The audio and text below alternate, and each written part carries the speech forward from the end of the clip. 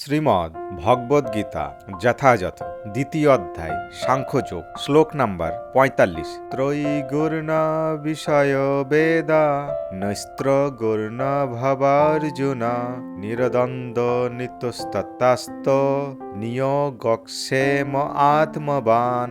শব্দার্থ: ত্রৈগুণ প্রকৃতির তিনটি গুণ সম্পর্কিত। বিষয়া বিষয়, বেদা বৈদিক শাস্ত্রসমূহ, নৈস্ত্রীগুণ জড়া প্রকৃতির ত্রিগুণের অতীত, ভব হও অর্জুন, হে অর্জুন, নির্দ্বন্দ্ব দ্বন্দ্বরহিত, নিত্যস্তত্ত্বস্ত শুদ্ধ সত্য চিন্ময় অস্তিত্বে, নিয়োগক্ষেমে অলব্ধ বস্তু লাভ এবং তার রক্ষার চিন্তা থেকে মুক্ত, আত্মবান আধ্যাত্ম চেতনায় অবস্থিত। অনুবাদ: বেদে প্রধানত জড়া প্রকৃতির তিনটি গুণ সম্বন্ধে আলোচনা করা হয়েছে। হে অর্জুন, তুমি সেই গুণগুলিকে অতিক্রম করে নির্গুণ স্তরে অধিষ্ঠিত হও, সমস্ত দ্বন্দ্ব থেকে মুক্ত হও এবং লাভ ক্ষতি ও আত্মরক্ষার দুশ্চিন্তা থেকে মুক্ত হয়ে আধ্যাত্ম চেতনায় অধিষ্ঠিত হও। তাৎপর্য: জড়া প্রকৃতির তিনটি গুণের প্রভাবে জড়জগতের প্রতিটি ক্রিয়ার প্রতিক্রিয়া দেখা যায়। এই প্রতিক্রিয়া বা কর্মফল জীবকে জড়জগতের বন্ধনে আবদ্ধ করে রাখে। বেদ সাধারণত সকাম কর্ম করার শিক্ষাদান করে, যার ফলে সাধারণ মানুষ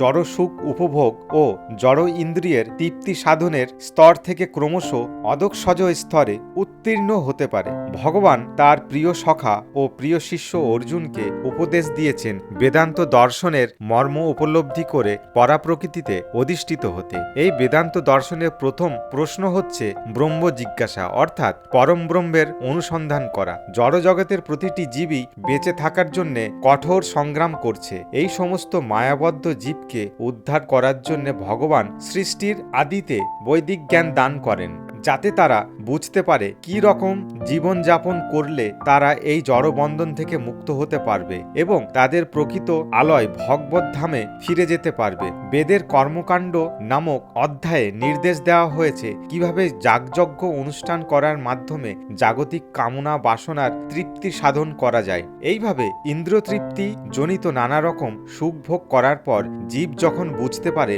জড়জগতের সমস্ত সুখই অনিত্য ও নিরর্থক, তখন তার মন পারমার্থিক তত্ত্ব অনুসন্ধানের অগ্রীব হয়ে ওঠে। তাই বেদে কর্মকাণ্ডের পর উপনিষদ ভগবত তত্ত্ব সম্বন্ধে নির্দেশ দেওয়া হয়েছে। বিভিন্ন উপনিষদগুলি হচ্ছে বিভিন্ন বেদের মর্মার্থ, যেমন গীত উপনিষদ বা ভগবত গীতা হচ্ছে পঞ্চম বেদ, মহাভারতের সারাংশ।